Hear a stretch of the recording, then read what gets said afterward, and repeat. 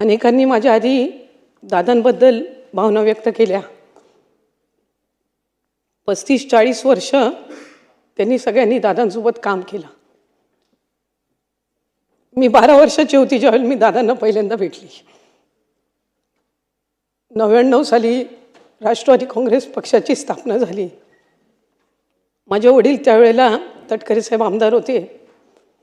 मनोऱ्याच्या ज्याला आपण नवीन आमदार निवास म्हणून बोलायचो तिथल्या 13व्या मजल्यावर त्यांची खोली.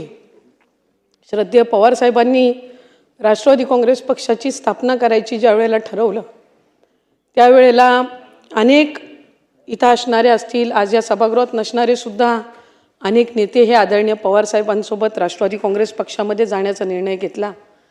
त्यात भुजबळ साहेब असतील, आदरणीय मुश्रीफ साहेब असतील, आदरणीय दिलीप वळसे पाटील साहेब असतील, आदरणीय जयंत पाटील साहेब असतील, अशा अनेक मंडळींनी त्यावेळेला सहभागी झाले. त्याच्यामध्ये आदरणीय माझे वडील तटकरे साहेबसुद्धा. आणि ज्या वेळेला तो निर्णय घेत असताना 13व्या मजल्यावर त्यांच्या आमदार निवासमध्ये पहिली अजितदादांची भेट झाली. त्यानंतर राष्ट्रवादी काँग्रेस पक्षाच्या प्रवाहामध्ये सामील होत असताना अनेकदा कार्यक्रमांच्या निमित्ताने कधी रायगडमध्ये आले, कधी कोकणात आले. ह्या कार्यक्रमाच्या निमित्ताने आदरणीय पवारसाहेबांचा, आदरणीय दादांचा जवळून सहवास त्यांना पाहण्याची संधी मला मिळाली. आणि लहानपणापासूनच त्यांचा प्रभाव हा राहत आला. त्यावेळेला खरं तर दादांच्या जवळ जाण्यासाठी, बोलण्यासाठी भीती वाटायची, कारण एक धाक, एक दरारा त्यांचा. 2012 साली ज्या वेळेला राष्ट्रवादी युवती काँग्रेस संघटनेची स्थापना आदरणीय दादांच्या आणि सुप्रियाताईंच्या मार्गदर्शनाखाली झाली, ज्याचा उल्लेख अनेकांनी माझ्या आधी या ठिकाणी केला की वेळेचं किती महत्त्व त्यांच्या आयुष्यामध्ये होतं. त्यांचा जनता दरबार सकाळी 6:45 वाजता सुरू व्हायचा. सकाळी 6:30 वाजता ते पक्षाच्या कार्यालयामध्ये यायचे. मला राष्ट्रवादी युवती काँग्रेस पक्षाचं संघटनेचं पद ज्या वेळेला मिळालं त्या पदाचं नियुक्तीपत्र हे अध्यक्ष महोदय सकाळी 7:10 त्यांच्या हस्ते मी स्वीकारला.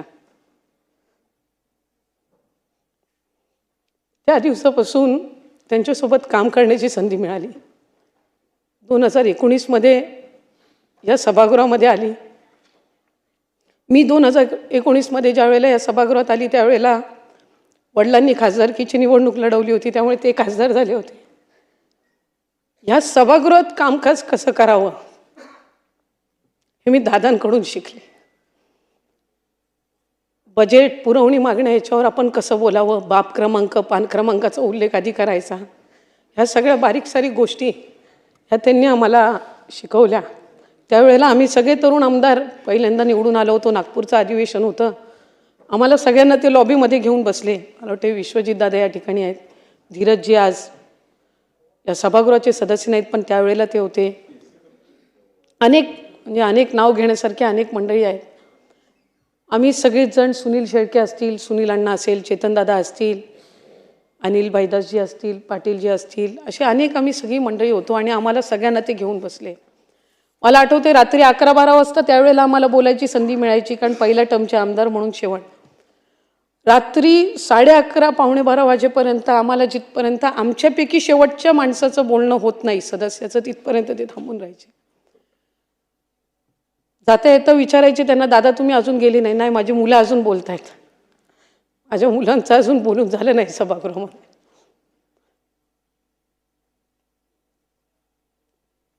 दर मंगळवारी आम्हाला भेटायचे.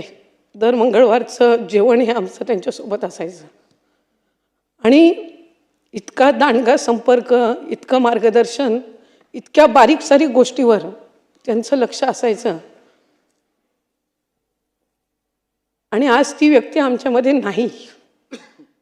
खरं तर व्यक्ती गमावल्याचं दुःख हे मोठं असतं, पण त्याच्यापेक्षा अधिक दुःख हे असतं की ती व्यक्ती आपल्याला परत कधीच पाहायला मिळणार नाही, त्याचा आवाज आपल्याला कधी ऐकायला येणार नाही. ही भावना ही मनाला दुःख आणि वेदना देणारी असते. आमच्यासाठी आमचा आधारस्तंभ हरपला, कारण त्यांच्या नेतृत्वाखाली आम्ही काम करत होतो. त्यांची कार्यपद्धती, त्यांची कामाची पद्धत, त्यांचं सगळं कामकाजाची पद्धत ही एक कार्यकर्ता म्हणून कशी आपल्याला आत्मसात करता येईल हा सातत्याने प्रयत्न असायचा. आणि ज्या वेळेला त्यांचं दुःखद निधन झालं त्यावेळेला सगळेच त्यांच्या कामाचं कौतुक करत होते. एक कार्यकर्ता म्हणून वाटायचं की हयातीत